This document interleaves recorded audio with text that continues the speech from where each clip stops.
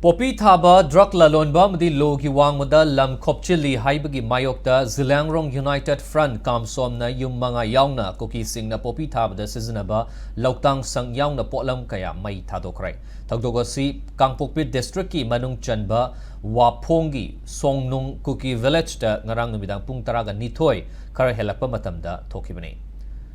Ngarang numit yung ba pung taraga nitoy kara helakpa matamda tagdogo si thokibani hairi. Tagdo si Zilangrong mafam singda popi thaba drug lalonba madi logi wangmuda lam khopchin bagi thawong chatharakpa lep na ba haibada thausada duna makata na chatharakpadagi khongthang asi lokotpani haina Zuf-Kamson group ki maikaidagi thamlokli. Tagdo si matang da impact news na fangba pawda hairiba matam asida kutlai paiba miyoi khara laklaga popi thabada sizina ba potlam sing lautang sang sing mai thaki madugi mathakta Songnung Kuki Village ki yung mga su may tarong ki. Tagdo sida 4-wheeler gari yauna yung gi potlam sing may tum na chaki adobo miyoy amata asok apan ng hukide. May takarba kul asi